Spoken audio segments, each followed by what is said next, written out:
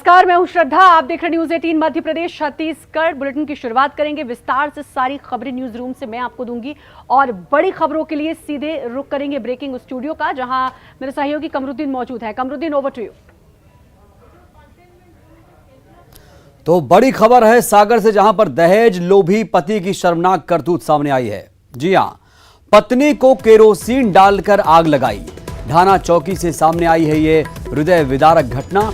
22 वर्षीय सुरभि पटेल की हालत नाजुक है। सुरभि ने वीडियो में अपनी आपबीती भी बताई है। वीडियो सोशल मीडिया पर वायरल हो रहा है। बुंदेलखंड मेडिकल कॉलेज में सुरभि का इलाज चल रहा है। पुलिस पूरे मामले की जांच में जुटी हुई है।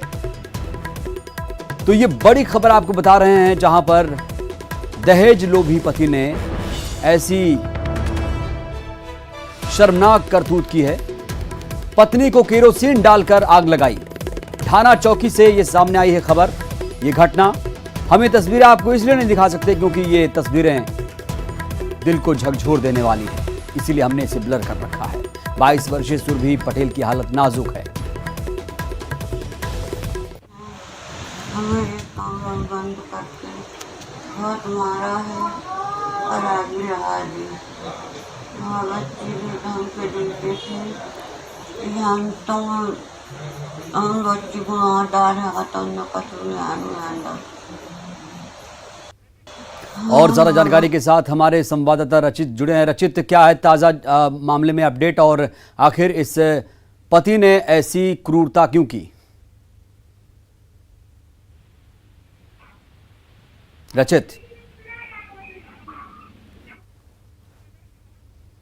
रचित, इस पूरे मामले में अपडेट क्या है और इस पति ने ऐसे ही शर्मनाक करतूत क्यों की? ये सागर के ढाना चौकी का मामला है, जो सोशल मीडिया पर एक पत्नी का आप बीती सुनाते हुए जली हुई अवस्था में वीडियो वायरल हो रहा है, जिसमें वह महिला बता रही है कि दहेज प्रताड़ना के चलते उसके पति ने पत्नी को आग के हवाले किया है और पत्नी का गंभीर अवस्था में बुंदेलखंड मेडिकल कॉलेज में इलाज कराया जा रहा है। हालांकि पुलिस का इस मामले में यही कहना है कि मामला दर्ज कर आरोपियों की जल्द से जल्द गिरफ्तारी की जाएगी।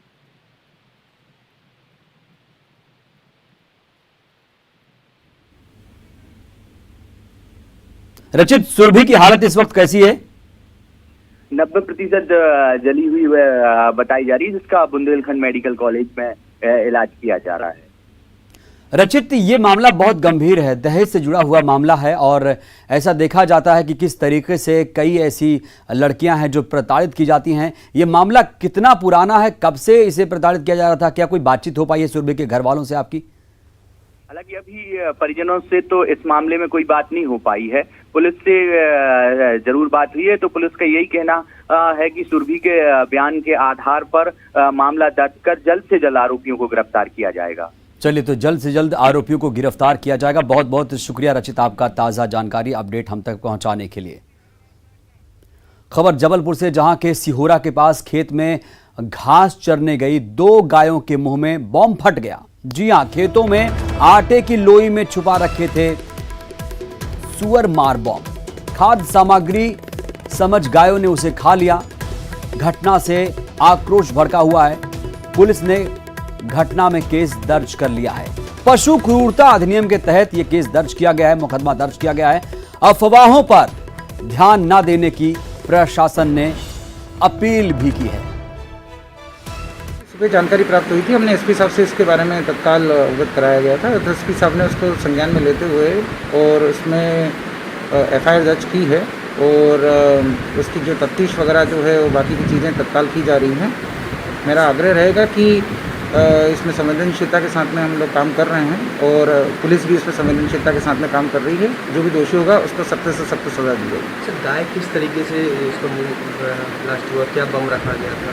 मेरी प्रत्यक्षता वहाँ देखना तो नहीं हुआ है, लेकिन एसपी साहब वहाँ विजिट कर और पुलिस ने विजिट किया है। उसमें संबंधित हो किसी दूसरे पशुओं के लिए जो वहाँ की फसल नष्ट करते हैं, शायद संभावना उसकी प्रतीत हो रही है कि फसल को बचाने के लिए किया गया है, लेकिन जो भी किया गया गलत किया गया है और उसमें जो भी दोषी होगी इसके विरुद्ध सख्त कार्रवाई की जाएगी। साथ हमारे संवाददाता जबलपुर से प्रतीक जुड़ चुके हैं। प्रतीक, ये घटना वाकई दिल को झकझोर देने वाली है कि किस तरह से जानवरों के साथ ऐसा अत्याचार किया जा रहा है। केरल की वो घटना भी याद आती है प्रतीक, जब हाथी को बम खिलाया गया था और हाथी का शरीर फट गया था। 2 गायों ने यहाँ पर बम खाया है, उनकी हालत कैसी है और कौन इस तरह की शर्मनाक करतूत को अंजाम दे रहा है? बेशक अमरुद्दीन, कहीं ना कहीं पशु क्रूरता के नाम पे ये एक घिनौना कृत्य है जो अज्ञात आरोपियों द्वारा किया गया है।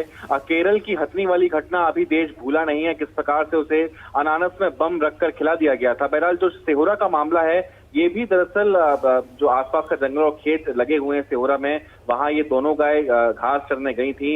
इस बीच आटे की लोई में सुअर मार बम, जिसे हम यहाँ की लोकल भाषा में कहते हैं विस्फोटक, वो रखा हुआ था और उसे गलती से खाद्य सामग्री समझ के गायों ने खा लिया और उनका जबड़ा फट गया। बेशक तस्वीरें बेहद कहीं ना कहीं दिल को झकझोर देने वाली है। दोनों ही गायों का जबड़ा फट गया है। ऐसा ये कयास जिला प्रशासन लगा रहे हैं कि आसपास वहां जंगली सुअरों का आतंक है जो अमूमन फसलों को नष्ट कर देते हैं, ये उनके लिए रखा गया था। लेकिन फिर भी वो भी कहीं ना कहीं पशु क्रूरता के अंतर्गत आता है। तो फिलहाल तात्विक तौर पर मुकदमा अज्ञात आरोपियों पर दर्ज कर लिया गया है। जो पशु मालिक हैं वो इस पूरी घटना से बेहद स्तब्ध है। प्रशासन ने बिल्कुल प्रतीक, आप हमारे साथ बने रहिएगा क्योंकि इसमें अब ये पता नहीं चल पाया है कि आरोपी है कौन। नामजद नहीं है, अज्ञात आरोपियों के खिलाफ केस दर्ज किया गया। बहुत बहुत शुक्रिया। और बड़ी खबर, जहां पर न्यूज़ 18 की खबर का बड़ा असर हुआ है। पति की मौत के बाद पत्नी ने आरोप लगाए थे कोरोना से। आपको बता दें, पति आशीष की मौत हुई थी। पत्नी नेहा ने मेडिकल अस्पताल प्रबंधन पर गंभीर आरोप लगाया था, लापरवाही का आरोप लगाया था। पीड़ित महिला को इंसाफ दिलाने के लिए जांच समिति गठित कर दी गई है। नेहा तिवारी को न्याय दिलाने के लिए जिला प्रशासन ने जांच गठित कर दी है, जांच समिति गठित कर दी है। एडीएम के नेतृत्व में जांच होगी। तो कोरोना से आशीष की मौत हुई थी, अब महिला को इंसाफ दिलाने के लिए प्रशासन भी लगातार कोशिश कर रहा है। और हमारे संवाददाता प्रतीक लगातार जुड़े हुए हैं। प्रतीक, अब नेहा को इंसाफ दिलाने के लिए प्रशासन भी लगातार कोशिश कर रहा है। एडीएम के नेतृत्व में पूरे मामले की जांच होगी। क्या लगता है आपको इंसाफ मिल जाएगा नेहा को? देखिए, बेशक कहीं ना कहीं कमरुद्दीन, न्यूज़ 18 ने इसे प्रमुखता से दिखाया था और हमने कहीं ना कहीं पीड़ित पत्नी की आवाज को बुलंद किया था और एक जन समर्थन बड़ी संख्या में जुड़ा था। आज सामाजिक संगठन के कार्यकर्ता भी कलेक्टर से मुलाकात करने पहुंचे थे। बहरहाल इस बीच कलेक्टर ने एडीएम की अध्यक्षता में जांच समिति गठित कर दी है। इसमें पुलिस अधिकारी और जो 2 चिकित्सक भी शामिल हैं, क्योंकि स्पष्ट तौर पे अचानक 10 मिनट पहले फोन पे बात होना और 20 मिनट बाद ये खबर आना कि पति इस दुनिया में नहीं है, कहीं ना कहीं पत्नी इस पूरी घटना से बेहद व्यथित है और उनकी जिंदगी से उजड़ गई है, ऐसा उनका कहना है। चूंकि एक छोटी बच्ची भी है, उनका परिवार बिखर चुका है और पूरे मामले में जो चिकित्सकों ने लापरवाही बरती थी जैसा आरोप उन्होंने लगाया था, उस पूरे मामले की जांच के लिए समिति गठित हो गई है। प्रतीक, सवाल ये भी है कि अब ये जो जांच समिति है वो जांच करेगी, इंतजार करना पड़ेगा नेहा को। क्या नेहा इस जांच समिति से संतुष्ट हैं? देखिए, कहीं ना कहीं प्रशासन को कदम तो आगे बढ़ाने ही पड़ेंगे कमरुद्दीन, और इस लिहाज से अब जो बड़े बड़े जिम्मेदार पद पे बैठे लोग अब जांच समिति में हैं, तो बेशक जो मांग थी उस पर कहीं ना कहीं प्रशासन, चलिए, कहीं ना कहीं एक हौसला जरूर मिला नेहा को। बहुत बहुत शुक्रिया आपका प्रतीक। जबलपुर से एक और अहम खबर, जहां पर शिक्षा का मंदिर अवैध शराब का अड्डा बन चुका है। आबकारी विभाग की टीम ने बड़ी कार्रवाई की। प्राथमिक शाला में मिली है 5000 लीटर कच्ची शराब। अज्ञात आरोपियों ने ये शराब छिपा रखी थी। आबकारी अमले ने कच्ची शराब नष्ट की। धमापुर स्थित शासकीय प्राथमिक शाला में पकड़ी गई है अवैध कच्ची शराब। तो अज्ञात आरोपियों ने ये शराब छिपा रखी थी और आबकारी विभाग ने यहां पर कच्ची शराब को नष्ट कर दिया है। बात नरसिंहपुर की, जहां की गाडरवारा की कांग्रेस विधायक धरना देंगी। कांग्रेस विधायक सुनीता पटेल भोपाल में धरना देंगी। 21 सितंबर से अनिश्चितकालीन धरना देंगी। एएसपी के संरक्षण में अवैध खनन का आरोप लगाया गया है। एएसपी को हटाने की मांग को लेकर वो धरना देने जा रही है। 21 सितंबर से अनिश्चितकालीन धरना देंगी और ऐसा माना जा रहा है कि वो लगातार अवैध खनन के खिलाफ लड़ाई लड़ती रही हैं और एएसपी के संरक्षण में अवैध खनन का उन्होंने आरोप लगाया है।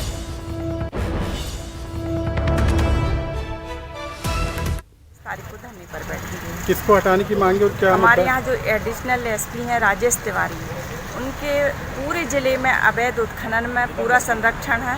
जो अवैध काम करते हैं, जुआ, सट्टा, शराब, इन सारे ठेकेदारों से मिले हुए हैं। और खबरों के लिए सीधे चलते हैं न्यूज रूम, जहां पर हमारी सहयोगी श्रद्धा शर्मा मौजूद है। ओवर टू श्रद्धा। बिल्कुल। और अब बात कर लेते हैं ग्वालियर की, ग्वालियर चंबल की, क्योंकि वहां पर पूर्व मुख्यमंत्री कमलनाथ का दौरे का दूसरा दिन है और आज उन्होंने बीजेपी पर जमकर निशाना साधा। आज दूसरे दिन उन्होंने प्रेस कॉन्फ्रेंस की और बीजेपी पर निशाना साधते उन्होंने कहा कि बीजेपी के शासनकाल में हमारा संविधान और हमारा प्रजातंत्र दांव पर है। साथ ही कहा कि 15 साल एमपी में शासन करने के बाद मुझसे सवाल पूछ रहे हैं कि 15 महीने में क्या किया। कमलनाथ यही नहीं रुके, उन्होंने कहा कि शिवराज जी आप, साथ ही कमलनाथ के उपचुनाव को एमपी में मुख्य चुनाव उन्होंने बताया है और उन्होंने कहा कि उपचुनाव ग्वालियर चंबल के भविष्य को तय करेगा। तो वहीं कमलनाथ के नालायक वाले बयान पर सीएम शिवराज ने पलटवार किया है। कहा मुझे नालायक कहने से अगर किसी को शांति मिलती है तो कहते रहे, मैंने कभी किसी को नालायक नहीं कहा। शिवराज जी कहिए 10 दिन में माफ नहीं किया। शिवराज जी आप इतने नालायक तो नहीं है कि 53 लाख कर्जा नहीं माफ पहचान नहीं सकते, कैसे कार्रवाई होगी। जाकी रही भावना जैसी प्रभु मूरत देखी तुम ऐसी। मैं तो किसी को नालायक नहीं कहता, पहले ही मुझे नालायक कह चुके हैं वो। अब मैं जैसा हूं मेरी जनता जानती, मेरा प्रदेश जानता है और उनकी आत्मा को संतुष्टि मुझे नालायक में बोलने में मिलती है तो बोल के प्रसन्न हूं, मुझे क्या पता। भोपाल में आज सीएम शिवराज ने वनवासियों को सौगात दी है। आपको बता दें कि इससे करीब 47 जिलों के वनवासियों को फायदा होगा। जनजातीय संग्रहालय में आयोजित वनाधिकार उत्सव में सीएम शिवराज ने वनवासियों को 22,000 से ज्यादा वनाधिकार के पट्टे बांटे। कार्यक्रम में सीएम ने वीडियो कॉन्फ्रेंसिंग के जरिए हितग्राहियों से बातचीत की और अपने संबोधन में वनवासियों के हर हित को ध्यान देने की बात कही। उनकी माने तो बीजेपी की सरकार और उनकी नीति है कि जो गरीब है वो सबसे पहले है। इसके साथ इन्होंने ऐलान किया कि उनकी सरकार वनवासियों के बच्चों की पढ़ाई में कोई कमी नहीं रहने देगी। इसके साथ इन्होंने ऐलान किया कि आदिवासियों वनवासियों के छोटे मोटे झगड़ों में हुए केस वापस लिए जाएंगे। और मुख्यमंत्री के नाते आज भी मैं कहता हूं, भारतीय जनता पार्टी की विचारधारा भी यही है, जो सबसे नीचे, सबसे पीछे, सबसे गरीब, उसके लिए सबसे पहले निकाय के लिए सरकार, और इसलिए हक है, हमारा अधिकार है और ये मेरा संकल्प और प्रतिज्ञा है कि मैं दे के रहूंगा चाहे कुछ हो जाए। पढ़ाई में बच्चों की कोई कमी मामा नहीं रहने देगा। आपको कुछ नहीं लगा, बस बच्चों को ढंग से पढ़ेंगे स्कूल भेजना। छोटे मोटे कई आपराधिक मामले उनमें अदालतों की चक्कर काटने पड़ रहे हैं। मैं 302 की बात नहीं कर रहा, 307 की बात नहीं कर रहा। छोटा मोटा मामला कहा सुनी हो गई, छोटा मोटा झगड़ा हो गया तो मर गए, वकीलों को पैसा दे देंगे। मैंने निर्देश दिए हैं कि जितने ऐसे छोटे मोटे आपराधिक मामले हैं जो वर्षों से चल रहे हैं और आदिवासी गरीब परेशान है, वो सब के सब वापस ले लिए जाएंगे। और छिंदवाड़ा में एसडीएम के मुंह पे स्याही पोतने वाले मामले में अब बड़ी कार्रवाई हुई है। आपको बता दें, कल बंटी पटेल जो कि कांग्रेस नेता हैं, उन पर अब पुलिस ने रासुका लगाई क्योंकि कल उन्होंने एसडीएम के मुंह पर कालिक स्याही पोत दी थी। अब इस पूरे मामले में उनके पुराने आपराधिक रिकॉर्ड के आधार पर ये कार्रवाई हुई है। साथ ही पूर्व विधायक गंभीर सिंह चौधरी समेत 22 लोगों के खिलाफ इस मामले में मुकदमा दर्ज किया गया। आपको बता दें, शुक्रवार को किसानों के मुआवजे को लेकर प्रदर्शन के दौरान मौके पर पहुंचे एसडीएम के मुंह पर कुछ लोगों ने स्याही पोत दी थी। वहीं एसडीएम से बदसलूकी के विरोध में डिप्टी कलेक्टर, तहसीलदार, पटवारी संघ ने हड़ताल का ऐलान किया है।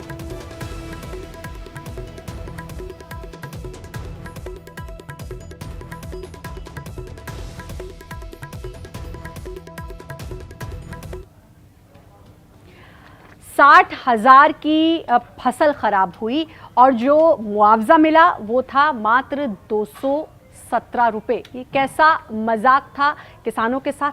पूरी खबर क्या है, पूरी क्या कुछ हुआ, देखिए इस रिपोर्ट में। और जिसका 18 में करोड़ों रुपए बांटा गया, अब हम शासन से कैसे केस लड़े सर? बैतूल जिले के गोधना गांव में इन किसानों की नाराजगी इस बात पर है कि फसल बर्बाद हो जाने के साथ हजारों रुपए का नुकसान हुआ, लेकिन फसल बीमा के नाम पर कई किसानों के खाते में 50 और 100 रुपए आए हैं।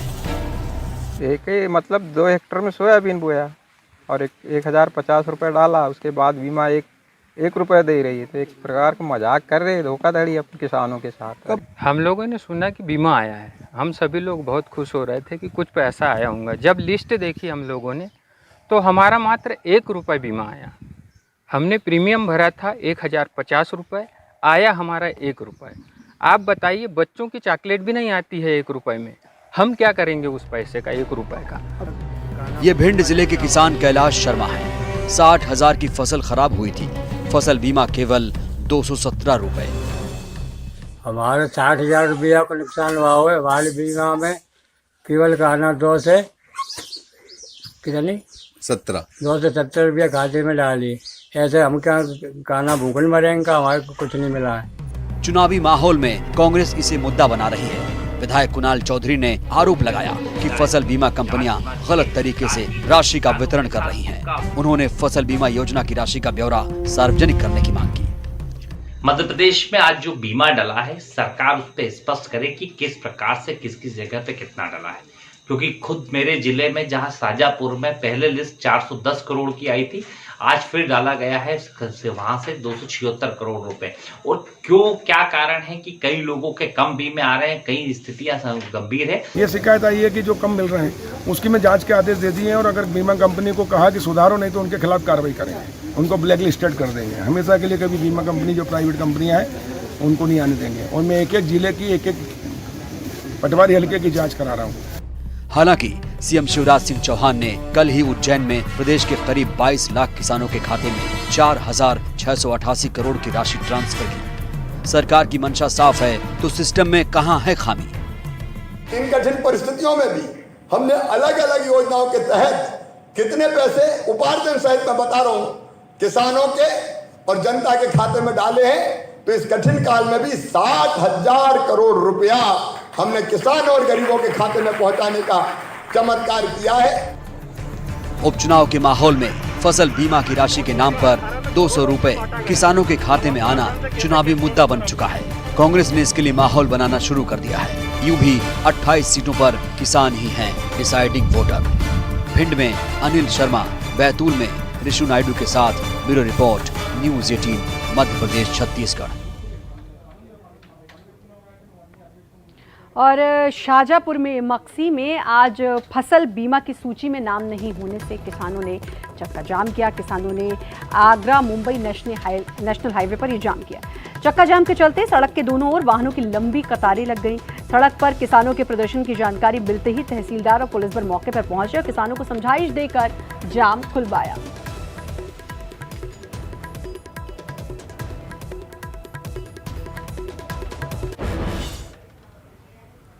और वक्त एक छोटे से ब्रेक का है, जल्द हाजिर।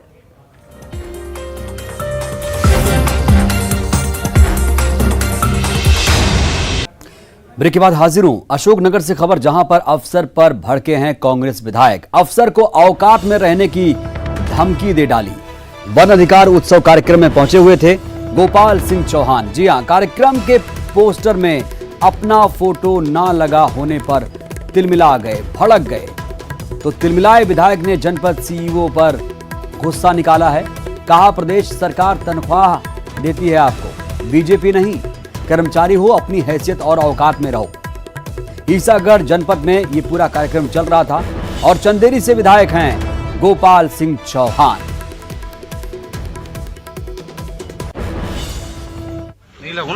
मध्य प्रदेश की सरकार तनख्वाह देती है आपको, भारतीय जनता पार्टी तनख्वाह नहीं देती है आपको। कर्मचारी हो आपको अपनी हैसियत और औकात में रहना पड़ेगा।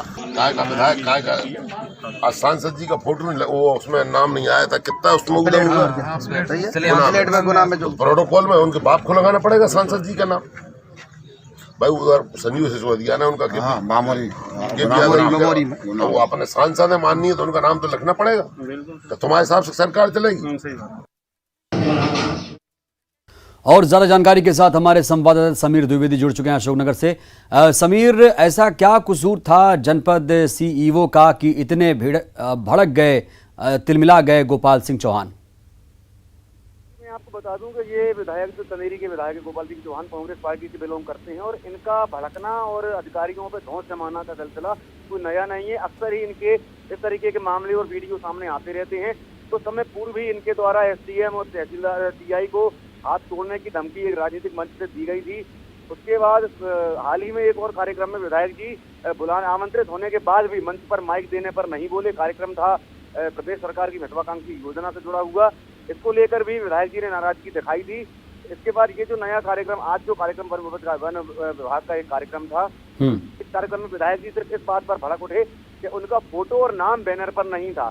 और हालांकि विधायक जी के अनुसार उनको इस कार्यक्रम में आमंत्रित नहीं किया गया था। वहीं अधिकारियों का ये कहना है कि विधायक जी को कई बार फोन लगाया गया, कई बार बुलाया गया। हालांकि इस सबसे नाराज विधायक जी जब भड़कते हुए सार्वजनिक रूप से अधिकारी को उनके हैसियत और सहित अपशब्द और भी अपशब्द कहते हुए दिखे गए। बिल्कुल, तो उन्होंने किस तरीके से रौब झाड़ा एक अफसर पर, ये सबने देखा, और किस तरह से वो बात कर रहे थे, हर किसी ने देखा। बहुत बहुत शुक्रिया आपका समीर।